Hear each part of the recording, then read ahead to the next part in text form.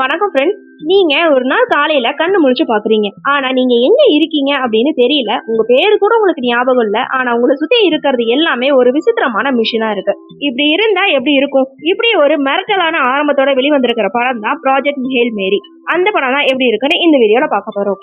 இந்த படம் anti wear எழுதிய நாவலை அடிப்படையா கொண்டு எடுக்கப்பட்டிருக்கு. பில் அண்ட் கிறிஸ்டோபர் மில்லர் ரெண்டு பேரும் சேர்ந்துதான் இந்த படத்தை டைரக்ட் பண்ணிருக்காங்க. இந்த படத்தோட நாயகனா ரேயன் கோஸ்லிங் நடிச்சிருக்காங்க. விண்வெளி படங்கள்னா சீரியஸா இருக்கணும் அப்படின்னு அவசியம் இல்ல அப்படின்னு இதுல செம ஹியூமரா ட்ரை பண்ணிருக்காங்க. ஒரு சூப்பரான எமோஷனல் ஃப்ரெண்ட்ஷிப்பையும் இதுல காட்டியிருக்காங்க. ரேயன் கோஸ்லிங் ஒரு ஸ்கூல் சயின்ஸ் டீச்சரா வராரு.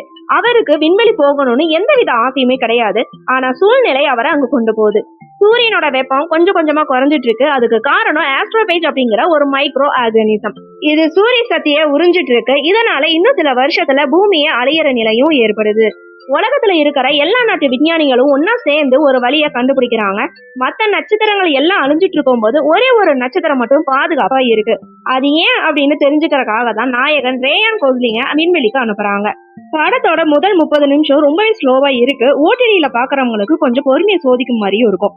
ஆனா அந்த 30 நிமிஷத்தை கடந்துட்டீங்க அப்படின்னா படம் வேற லெவல்ல டிராவல் ஆகுது. விண்வெளியில ஹீரோ தனியா தவிச்சிட்டு இருக்கும் போதுதான் எதிர்பாராத விதமா ஒரு ஏலியன் ஃப்ரெண்டா அமைறாங்க.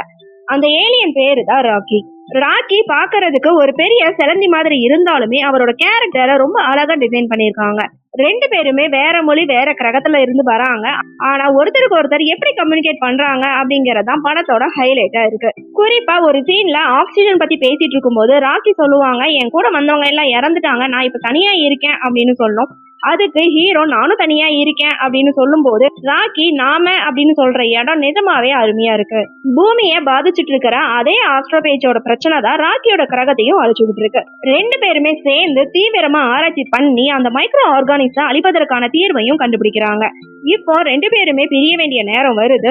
ஹீரோ பூமிக்கு திரும்பணும், ராக்கி தன்னோட எரிட்டுக்கு திரும்பணும். தங்க கிட்ட இருந்த தீர்வை ரெண்டு பேருமே பகிர்ந்து எடுத்துட்டு கிளம்புறாங்க. பூமிக்கு திரும்புற வழியில தான் ஹீரோக்கு ஒரு அதிர்ச்சியான உண்மை தெரிய வருது.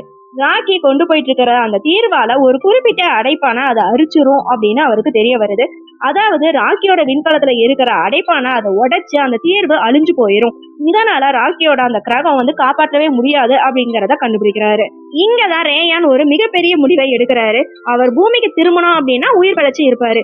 ஆனா தன் நண்பன் ராக்கிய காப்பாத்தணும் அப்படின்னா அவர் தான் பயணத்தை திசை திருப்பி அந்த ராக்கி பின்னாடிதான் போயாகணும். அப்படி போனா அவர்கிட்ட பூமிக்கு திரும்ப வேண்டிய தேவையான எரிபொருள் இருக்காது. அதாவது அவரால் மீண்டும் பூமிக்கு வரவே முடியாது. ஹீரோ தான் உயிரையும் பொருட்படுத்தாம தன் நண்பனுக்காக அவரோட கிரகத்துக்காகவும் ராக்கிய தேடிட்டு போறாரு. ராக்கியோட விண்கலத்தை கண்டுபிடிச்சு அவன்கிட்ட சரியான தீர்வை சேர்த்து அவனோட கிரகத்தை காப்பாத்துறாரு. ஹீரோ இப்போ ராக்கியோட கிரகமான எடிட்ல வாழ்ந்துட்டு இருக்காங்க. அங்க இருக்கிற சூழல் மனிதர்களுக்கு ஏற்றது இல்ல அப்படிங்கறனால ஒரு பாதுகாப்பான கண்ணாடி அறைக்குள்ள அவர் மட்டும் வாழ்ந்துட்டு இருக்காரு. ஹீரோ தான் கண்டுபிடிச்ச தீர்வை ஒரு சிறிய தானியங்கி விண்கலம் மூலமா பூமிக்கு முன்னாடியே அனுப்பி வச்சிருப்பாரு. அது மூலமா பூமி சூரியனை மீண்டும் பிரகாசமாக்கி பூமி அழிவிலிருந்து தப்பிச்சிருச்சு அப்படிங்கறத விண்வெளி மூலமா உணர்ந்துக்கிறாரு. பாடத்தோட கடைசியில ராக்கியோட கிரகத்துல இருக்கிற சிறிய ஏலியன் குழந்தைகளுக்கு அவர் மீண்டும் ஒரு சயின்ஸ் டீச்சரா பாடம் எடுக்கிற மாதிரி பண்ண முடியுது. விண்வெளி காட்சிகள் ரொம்ப பிரம்மாண்டமாவே இருக்கு. குறிப்பா ஐபேக்ஸ் திரையில பாக்குறவங்களுக்கு இது ஒரு பெரிய விருந்தினை சொல்லலாம். ராக்கியோட உருவமும் அதோட அசைவும் மிக தத்ரூபமாவே செதுக்கியிருக்காங்க. படத்தோட பிஜிஎம் கதையோட டென்ஷனையும் அந்த எமோஷனையும் கரெக்டா கொண்டு போகுது. ஹீரோவான ரேயன் கோஸ்லிங் தான் ஒட்டுமொத்த கதையையும் தான் தோல்ல சுமந்திருக்காருன்னே சொல்லலாம். ரேயன் கோஸ்லிங் ராக்கி ரெண்டு பேரோட கெமிஸ்ட்ரி, சுவாரஸ்யமான வசனங்கள், காமெடி, தரமான சிஜிஐ ஒர்க் படத்தோட பிளஸ்ன்னு சொல்லலாம். ஆரம்பத்துல இருக்கிற அந்த மெதுவான திரைக்கதை சில இடங்கள்ல மெர்டேன் அரைவல் படங்களை ஞாபகப்படுத்துற மாதிரியான சீன்கள் படத்தோட மைனஸ்ன்னு சொல்லலாம். ஆக மொத்தத்துல ப்ராஜெக்ட் ஹேல் மேரி படம் எப்படி இருக்குன்னு கேட்டீங்கன்னா வெறும் சயின்ஸ் படம் மட்டுமே இல்ல, ஒரு அழகான நட்பு படம்னு சொல்லலாம். டைம் கிடைக்கும் போது கண்டிப்பா மிஸ் பண்ணாம பாருங்க, நல்லா இருக்கு.